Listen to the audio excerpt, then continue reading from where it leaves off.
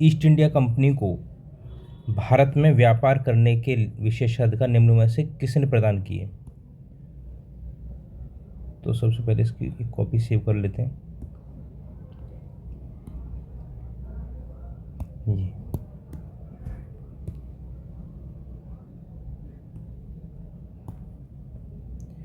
जी, east India company को भारत में व्यापार करने के लिए विशेषाधिकार जो है किसने प्रदान किए?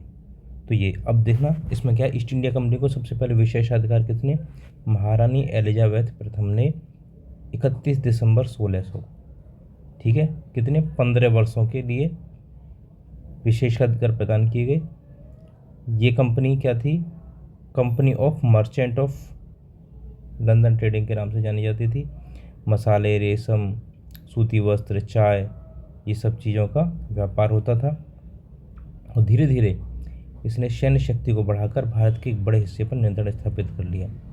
1858 में कंपनी के अधिकार ब्रिटिश सरकार को सौंप दी गई। तो ये कब समाप्त हुए अधिकार? 1858 को, ठीक है। दूसरा, रेगुलेटिंग एक्ट के बारे में पूछ, तो रेगुलेटिंग एक्ट में सबसे पहले इसके अंतर्गत मद्रास, ठीक है, और बम्बई को बंगाल के गवर्नर जनरल के अंदर अधीन कर दिया गया। ये इम्पोर्टेंट। दूसरा, लॉर्ड वॉरेन हेस्टिंग्स को बंगाल का पहला गवर्नर जनरल नियुक्त किया गया। तीसरा, 1774 में एक सुप्रीम कोर्ट, उच्चतम न्यायालय, ध्यान रखना हाई कोर्ट नहीं है, सुप्रीम कोर्ट है। हाई कोर्ट की स्थापना कब हुई थी? हाई कोर्ट की स्थापना हुई थी 1861 के अधिनियम में, ठीक है, 1800 से आगे आएगा वो, और यहाँ पर केवल है सुप्रीम कोर्ट। तो ये दोनों ही, तीनों ही सही है, ठीक है। तो यहाँ क्या है? डी ऑप्शन सही है। मद्रास और बम्बई के गवर्नर जनरल, मद्रास और बम्बई के गवर्नर बंगाल के गवर्नर जनरल के अधीन हो गए। 1773 के रेगुलेटिंग एक्ट के अंतर्गत मद्रास और बम्बई प्रेसिडेंसी को बंगाल के गवर्नर जनरल के अधीन कर दिया गया। इससे पहले तीनों प्रेसिडेंसियां स्वतंत्र रूप से कार्य करती थी। इस अधिनियम ने बंगाल को अन्य प्रेसिडेंसियों के ऊपर एक प्रशासनिक केंद्र बना लिया। इस प्रकार बंगाल के गवर्नर जनरल को अन्य प्रेसिडेंसियों पर नियंत्रण और समन्वय का अधिकार दिया गया, ठीक है। तो किसके? बंगाल के गवर्नर जनरल अन्य प्रेसिडेंसियों पर नियंत्रण और समन्वय का अधिकार दे दिया गया, यानी कि बंगाल का गवर्नर जनरल सबसे ऊपर हो गया। अब बंगाल, ठीक है ना, बंगाल, और बंगाल के अंतर्गत दो आगे क्या? मद्रास और बम्बई। ये क्या हो गया? ये गवर्नर जनरल, ठीक है। अब तो अगली बात क्या है? बंगाल का पहला गवर्नर जनरल कौन नियुक्त किया गया? Warren Hastings. पदनाम बदल के क्या हो गया इसका?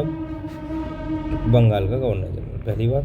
दूसरी बात, लॉर्ड वॉरेन हेस्टिंग्स इस पद पर नियुक्त किए गए। तीसरी बात क्या है कि इसके साथ 4 सदस्यीय कार्यकारी परिषद का गठन किया गया। कितनी? 4 सदस्यीय कार्यकारी परिषद का गठन किया गया। वो क्या करती थी? सलाह देती थी। और 1774 में एक सुप्रीम कोर्ट की स्थापना हुई।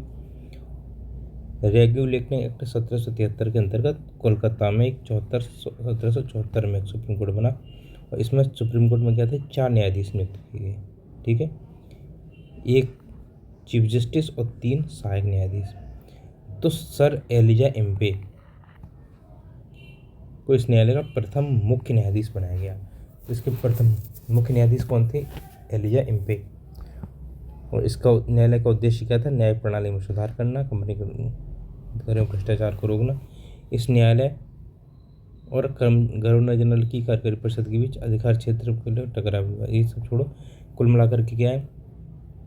रिपीट देखो, इस न्यायालय में कितने न्यायाधीश थे? 4 न्यायाधीश थे, 1+3। पहले कौन थे? सर एलिजा एम्पे और 3 और थे, ठीक है। 1774 में एक सुप्रीम कोर्ट की स्थापना हुई, बस बात खत्म। यहाँ क्या आया? एक गवर्नर जनरल, कौन था? लॉर्ड वॉरेन हेस्टिंग, ठीक है, वॉरेन हेस्टिंग्स किसके अंतर्गत आ गया? बंगाल के गवर्नर जनरल, ठीक है, इसको बंगाल का गवर्नर जनरल कहा गया।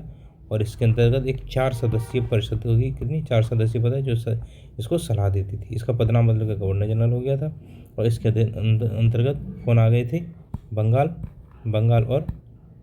के अंदर मद्रास और बम्बई, ये प्रेसिडेंसियाँ इसके अंतर्गत आ गई थी। तो इस प्रकार से ये हमारे 2 क्वेश्चन कंप्लीट